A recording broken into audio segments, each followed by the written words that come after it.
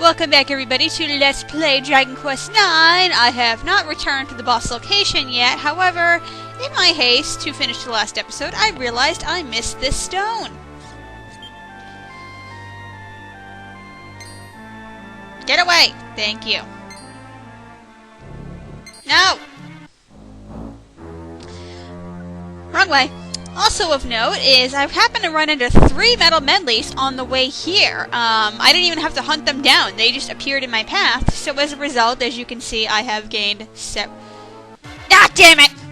I wanted to get that metal medley and I'm hoping these guys weren't close enough. Damn it, damn it, damn it. I hate when crap like that happens. Oh, I was hoping I would get a 4th one because I really want a 4th one before I go to the boss. Although I am okay now. I won't have too much trouble there at this point. Die, you stupid hunter Max! I'm not even going to bother healing anybody because I'm going to do a heal on once I get to the end of the cave anyway, so... Haha, you missed! Awesome is evade!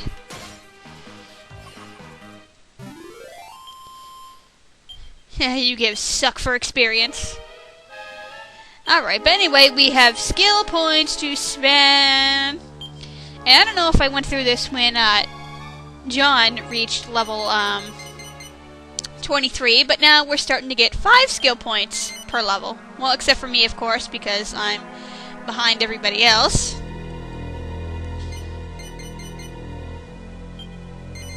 Yeah! Of course, Josh and Jake have leveled twice, so... Let's give you some more spellcraft. Of course, you don't have your critical rate up yet. But you, I believe you can learn... Damn it, not Thunderthrust yet. We're almost there. Getting closer. I want that skill.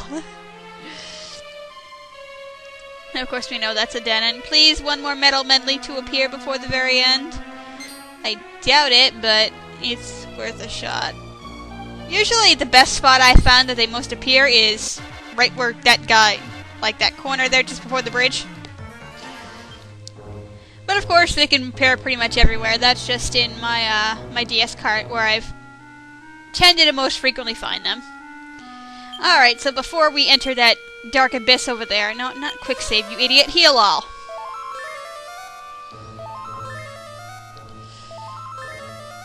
Damn you lag, you suck. Alright. So let's see what is going on here. Wow, this is certainly creepy. And there's purple piles of poisonous puke in here, so watch out. And we have nothing of interest but Marionette, who's just standing here. And it looks like she's standing on one leg.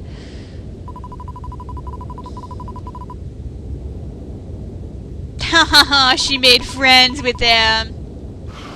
How did she open the gate? Why is she standing on one leg like a seagull? Holy cow. Hello, will you be my friend?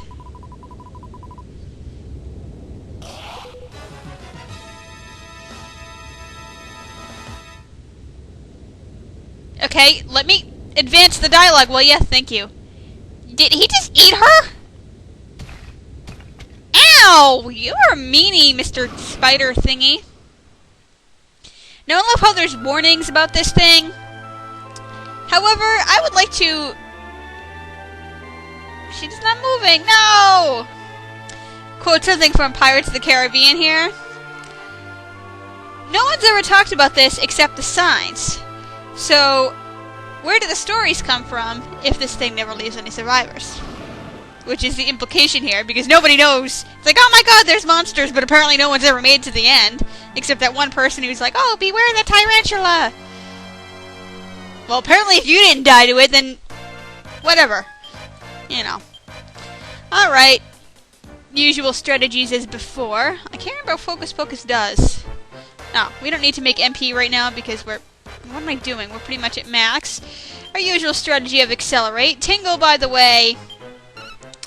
cures your party members of paralysis. That was pitiful. Now, of course, this boss while still not having as much HP as Leviathan did, goes back to attacking twice per turn.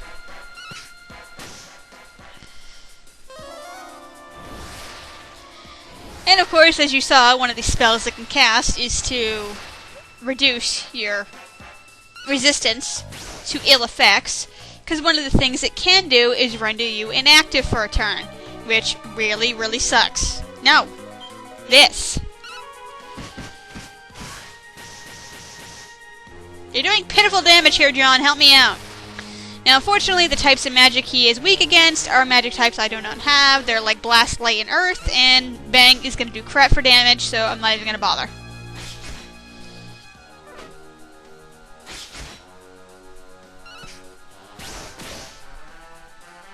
Actually, no, John, you're not doing that bad of a damage considering how much I'm doing. So now we try to sap him.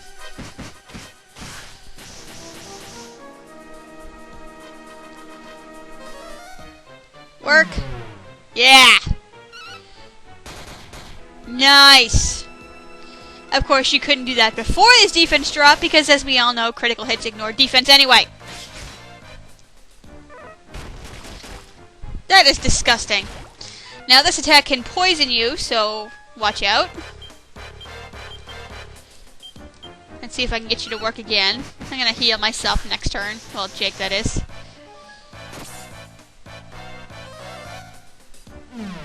I didn't even know this thing could get enraged. That's kind of random. Oh, you kidding me?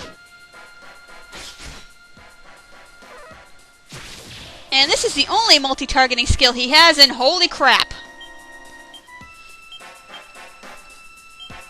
Actually, I'm going to... I'm actually going to try Bang. And I need to mid-heal Josh. Not Josh. John! Why do I keep doing that? Because he's enraged and wants to attack John right now, so he's the more likely to get hurt. It's a little better.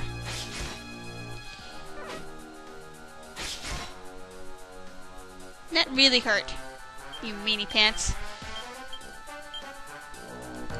No, I'm gonna bang you again. I'm gonna heal John back up again. I don't want to take the risk.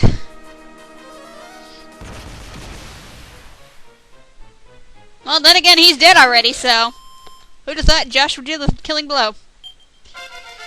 Yay! That wasn't too hard. That actually went very much well in my favor. And this 100% drop is a Tangle Web. You bosses drop shitty stuff. And it just poofs.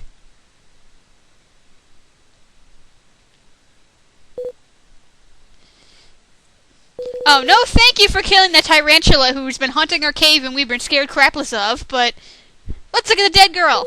Yes!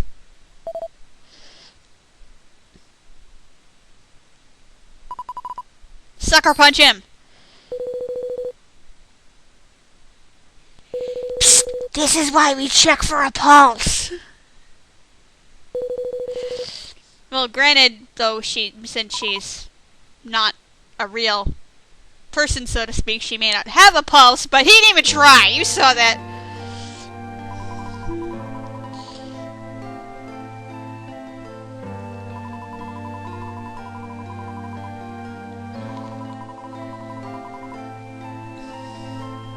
But I'll be your friend.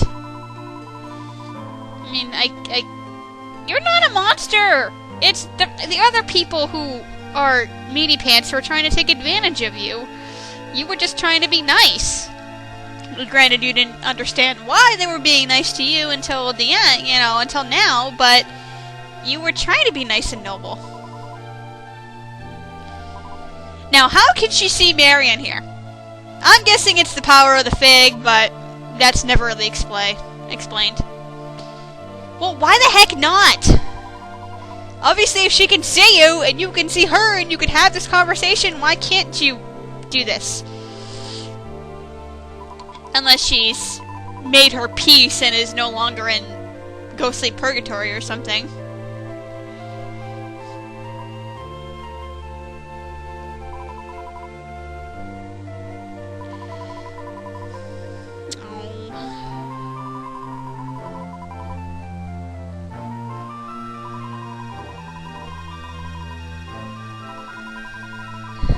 dude, there's like 3 Celestrians in the observatory, okay? They can't really come to take you if there's nobody there.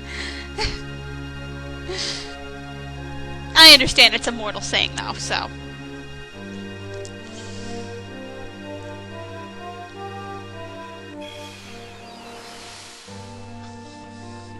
Well, how could she find happiness if she's going back to just being a doll who is not sentient? She was only given life by the power of the fig, so...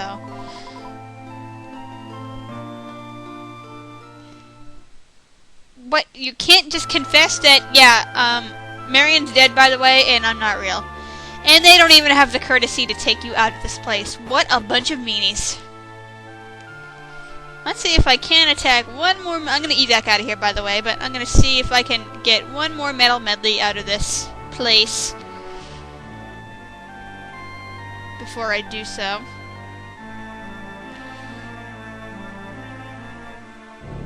They're common enough on this floor. Oh, come on. Give me one. No, not you. Out of my way, good sir. Oh, great. Now I get this bastard on me. Okay, and apparently my character levels to 22, and Jake accidentally gets killed because the jerks landed a critical on him. So now we gotta go revive him. Why do I keep doing that? Alright, zoom back to Bloomingdale. I had this problem in my console file too. If anyone was killed, it would be my priest, who was the only one who could revive everybody else.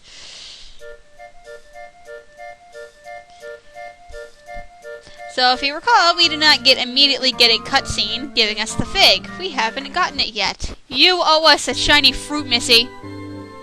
But no. We'll get our fruit soon enough. Resurrection!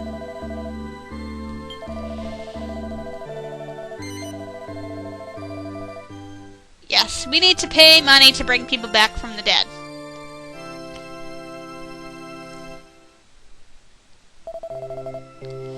Nothing! At least it brings him back with full HP, though. Not full MP, but... Alright, so let's go back to the mansion and see if Marionette is there. And if you notice, everyone outside of the gate is gone. And you're back in the mansion.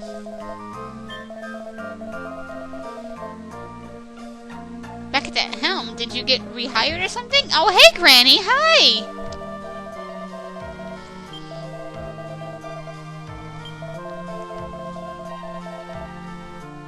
And she laughed? What do you mean she laughed? I'm gonna raid your drawers again? Damn. You owe us a fruit, Missy. I wonder how the puppy got here. But she's just standing here outside the grave. And she poops out a transparent fig.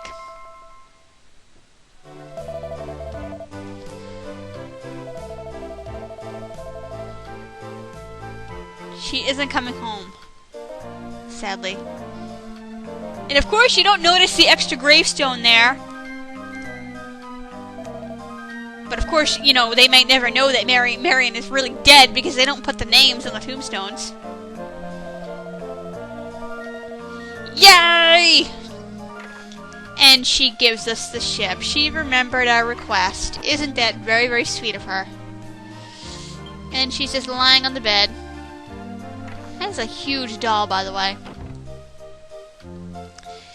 But yeah, these stories are really sad, actually. I mean, it's like, I know we're trying to, you know, collect the figs that were scattered across the world and everything like that for our own Celestrian purposes, but these stories, they're sad.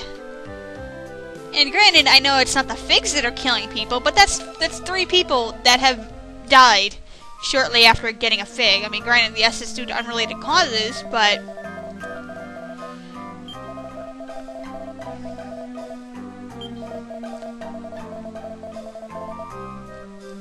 Yes, let's care more about the ship. Hello, good sir.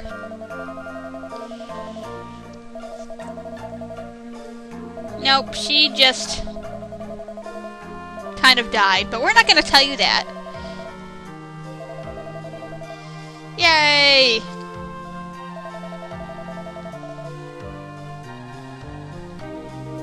And we climb aboard our ship.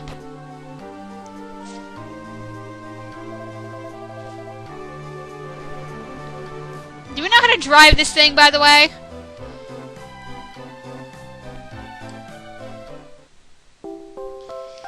Hooray! And we have a ship now. Unfortunately, the ship is not all that useful in the grand scheme of things. Alright.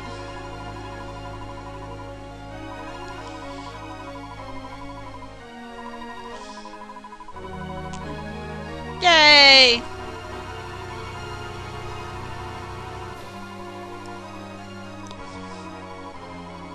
Yeah, shut up, Stella, and let me show the ship off. So basically, when you want to dock, just basically hump the land until it lets you disembark. And that door's still locked, okay. And obviously, like she said, you can press the B button to get back in the ship. And obviously, you just touch the steering wheel here when you want to get going again. But first, we can explore the inside of our ship, which is pretty awesome. With more barrels of stuffs. Who's lighting these candles in here? Actually, there's more to our ship than just this. We can go down below the decks into the hold, you scurvy dogs.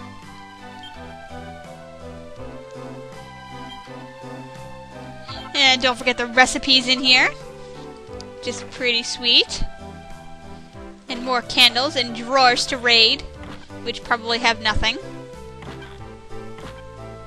Of course they have nothing. And more pots to smash, which is totally awesome. Where is that one spot in this place? Oh, it's further down, is it? Yes! Okay, now we're really in the cargo hold. Now we're scraping the bottom of the barrel here. Anyway, there's a locked door and 2 chests back here. We will not be able to open that until the end of the game. But I will tell you one thing. One of the best weapons in the game is hiding in one of those chests. And it really sucks that we can't get it now. Makes me very disappointed.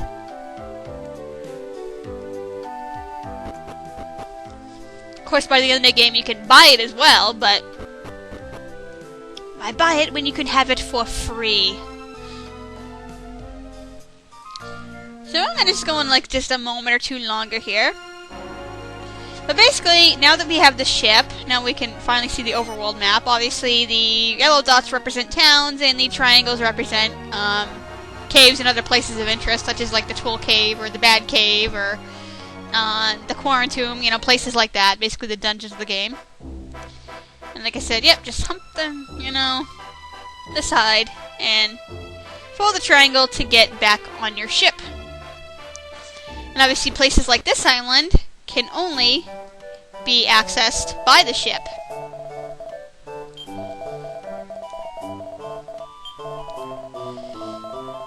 A little info about treasure maps there.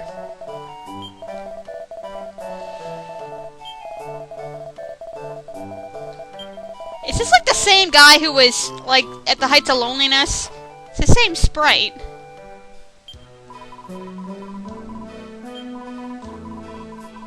Okay. And I believe the only thing of interest here is... Nope. Okay. Maybe I'm confusing it with something else. Just barrels and crap to... Kitty! Meow!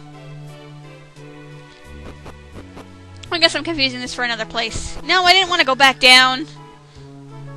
There's like a tower in the middle of an island similar somewhere. What's with a giant torch? Is this like the equivalent of the lighthouse? take note of that because that is the next place we are headed. Actually, the next 3 figs are actually all interchangeable with one another. All 3 require the ship to access, but again, like I've said before, the game expects you to do them in a particular order, so we are going to do them in that order. Alright, so we get a long way to travel here. Obviously, the Northwest Island area was where we started, and the one in the middle with the markers is where All Trades Abbey was.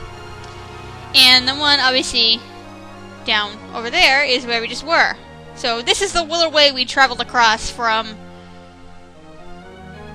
where it was. And of course, this is the only place in the game that happens.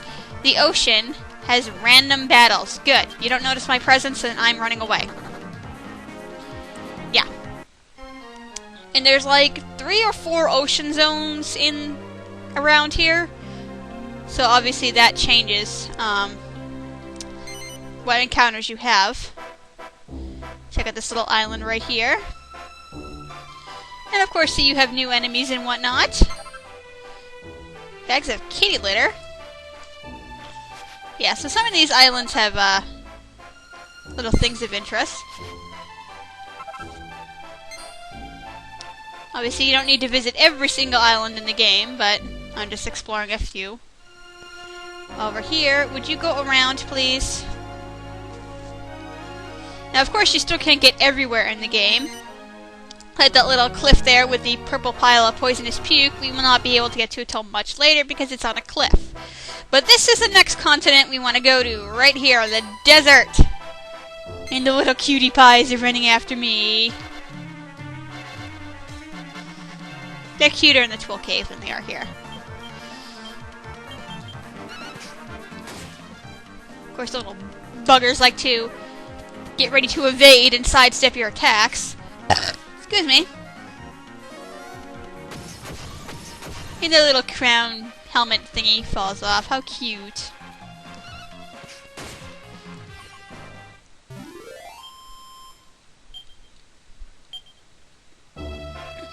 Alright, can I just get to the town entrance, please?